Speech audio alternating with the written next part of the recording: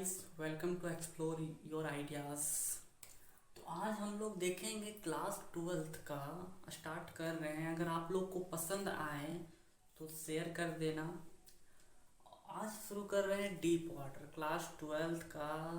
Flamingo का है chapter 3 जिसका नाम है डीप वाटर। डीप वाटर मतलब क्या होता है? गहरा पानी। तो गहरा पानी के बारे में हम लोग पढ़ेंगे कि डीप वाटर।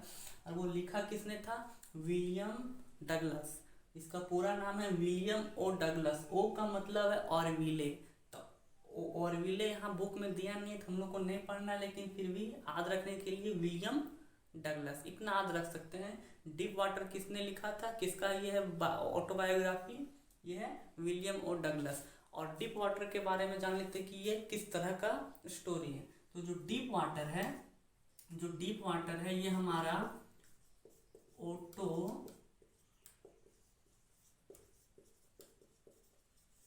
ये एक ऑटोबायोग्राफी है। ऑटोबायोग्राफी का मतलब क्या होता है? जब भी कोई राइटर अपने बारे में ही लिखता है, राइटर लिख रहा है अपने बारे में, तो वो ऑटोबायोग्राफी होता है। या फिर जो राइटर होता है और नरेटर होता है, जो राइटर जो लिख रहा है और नरेटर जो स्टोरी को नरेट कर रहा है, स्टोरी को बता रहा है, वो और उसको नरेटर कहते हैं। तो नरेटर और राइटर जो एक ही रहता है, एक ही आदमी रहता है, उसको कहा जाता है ऑटोबायोग्राफी। तो ऑटोबायोग्राफी को अगर समझना है तो सीधा सीधी जहाँ पे आई से जहाँ शुरू हो रहा हो, आई में जहाँ भी आएगा कोई भी स्टोरी में आई मतलब मैं कुछ ये कर रहा था, मेरा ये है पास्ट, तो आई से होगा, उसको बोला जाता है ऑटोबायोग्राफी। तो स्टोरी के बारे में देख लेते हैं कि ये स्टोरी स्टार्ट किस बारे में ये डीप वाटर है। डीप वाटर का मतलब ये देखना है, समझ जाना है कि ये पानी से रिलेटेड कोई कहानी होगा।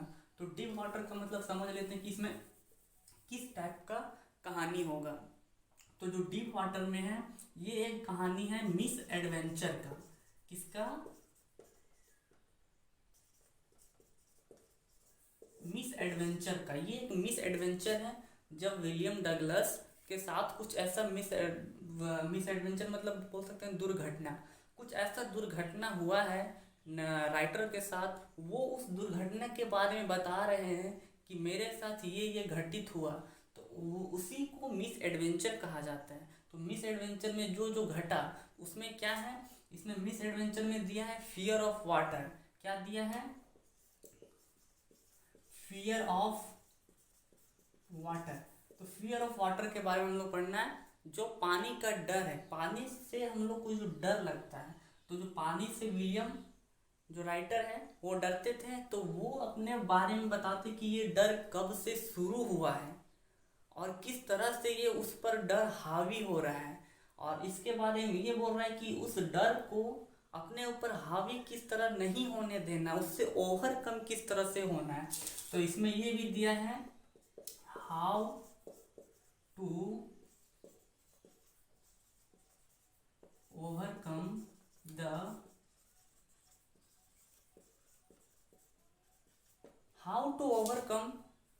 The fear of water. मतलब फियर ऑफ वाटर मतलब पानी के डर से किस तरह उस पर ओवरकम किया जाए, किस तरह उस पर काबू पाया जाए, किस तरह से हम उस डर पर काबू पा सकते हैं, डर को अपने ऊपर हावी नहीं होने देना है। ये इस चैप्टर का मेन थीम है, फियर ऑफ वाटर। और उस फियर पे किस तरह हम अपना काबू पा सकते हैं, उस बारे में ये कहानी दिया हुआ है। तो आगे हम देखते हैं कि ये कहानी का जो फ्लैशबैक है, जो कि जो राइटर है वो पानी से डर क्यों रहा है, वो हम लोग फ्लैशबैक देख लेते हैं। जब जो राइटर है विलियम डगलस, वो कितना था?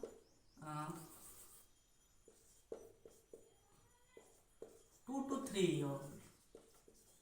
जब जो डगलस था 2 से 3 साल की उम्र का था, तब उसके फादर जो है वो कैलिफोर्निया के एक बीच में ले गए थे, घूमने के लिए गए थे।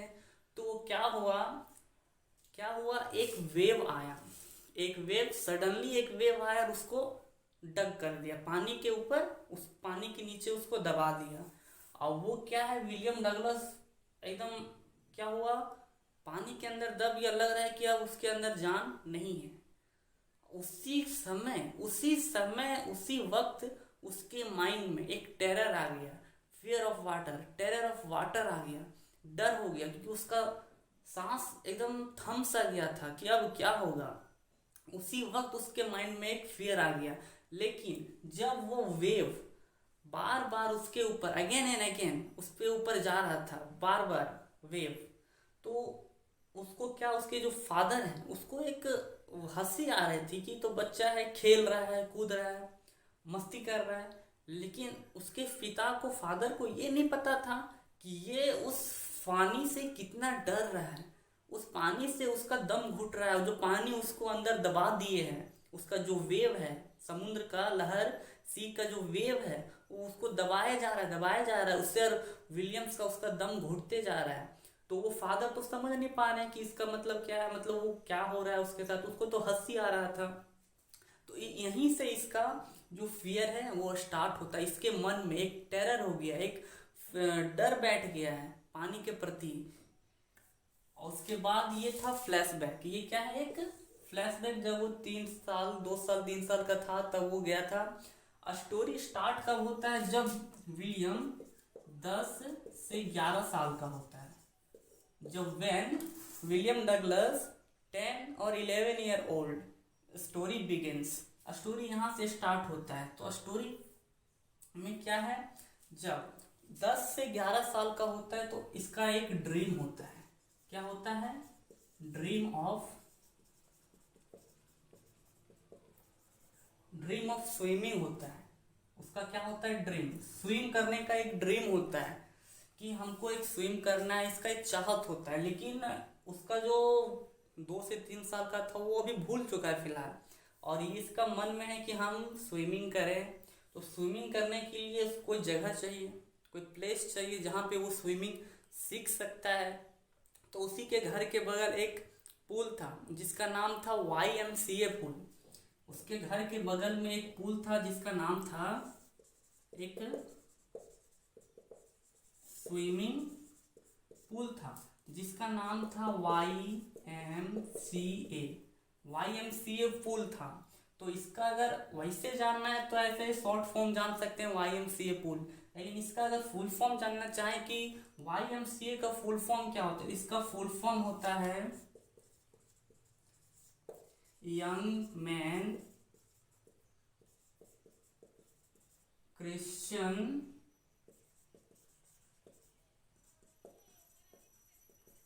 एसोसिएशन। इसका ये फुल फॉर्म होता है। इतना लंबा नाम हमको याद नहीं रखना है, सिर्फ छोटा नाम याद रखना, YMCA पूल। पूल का नाम क्या था, YMCA पूल। और ये क्या था, सेफ था। क्या था, ये सेफ था, एक तरह से ये सेफ था। सेफ कैसे था, क्योंकि ये पूल सेफ था। और वो सेफ कैसे था, क्योंकि इसका जो स्टार्टिंग पॉइंट था, पूल का स्टार्टिंग पॉइंट था 2 to 3 फीट। स्टार्टिंग में इसका गहराई जो डीप था 2 to 3 फीट था, और लास्टली जो इसका गहराई था 3 फीट था। पहला इसका स्टार्टिंग में गहराई 2 से 3 फीट था, और लास्टली जाके एकदम गहरा बीच में जो उसका गहराई था वो 9 फीट था। और ये जो था, वो जो स्लोप था वो ग्रेजुअल था। स्लोप वाज ग्रेजुअल, मतलब जो स्लोप था वो धीरे धीरे गहराई की ओर जाता था। पहले 2 to 3 फीट, फिर धीरे धीरे गया, उसके बाद फिर 9 फीट तक।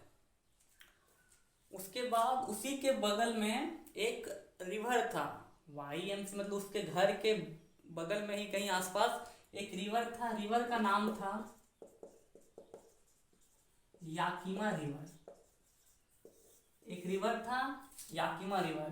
तो यहाँ पर याकिमा रिवर में वो क्यों नहीं गया स्विमिंग सीखने के लिए, याकिमा रिवर में क्यों नहीं गया, वो इस पूल को क्यों चुनता है, क्योंकि ये जो याकिमा रिवर था वेरी डेंजरस था। क्या था, डेंजरस था, वेरी डेंजरस था, क्योंकि वहां पे many people dragged into it, बहुत सारे जो पीपल थे उसमें डूब गए थे। और उसकी जो माँ थी, मदर थी, वो भी हमेशा उसको कहती रहती थी उस केसेस से, ड्रैग्ड केसेस के बारे में, कि कितने आदमी उसमें मरे हैं उस ड्रैग केसेस के बारे में। इसलिए वो डर था, क्या था, एक डर था। क्योंकि मिस एडवेंचर कब होता है, जब जा रहा है जा रहा है जा रहा है एक लेवल में, और अचानक से गहराई आता है, अचानक से गहराई आता है और उसमें डूबने से मौत हो जाता है, तो वो होता है मिस एडवेंचर। तो इसलिए ये याकिमा रिवर क्या था, बहुत ही ज़्यादा गहरा था, बहुत ज़्यादा गहरा था। इसलिए इसमें बहुत सारे आदमी डूब भी जाते थे, ड्रैग भी हो जाते थे, तो इसलिए ये डेंजरस था। और YMCA पूल सेफ था क्योंकि इसका जो स्टार्टिंग पॉइंट था वो 2 to 3 फीट था, उसके बाद लास्टली जाके ये 9 फीट में होता है, इसलिए ये सेफ था। और याकिमा रिवर डेंजरस था। ये YMCA पूल सेफ था और याकिमा रिवर वेरी डेंजरस था क्योंकि ये बहुत ज़्यादा डीप था, बहुत ज़्यादा डीप था। और इसमें बहुत सारे लोग इसमें डूब चुके थे, इसलिए ये डेंजरस था। तो अगर ये आप लोग को अगर अच्छा लगा हो, स्टोरी समझ में आया हो, तो इसको शेयर कर दें ताकि और भी लोग इसे देख सकें, और उसे सब्सक्राइब जरूर कर दें और लाइक भी कर दें ताकि यूट्यूब का एल्गोरिदम बने। उसके बाद ये वीडियो और किसी मतलब और ज़्यादा लोगों तक ये वीडियो यूट्यूब भेज सके और उसको देख सके। धन्यवाद।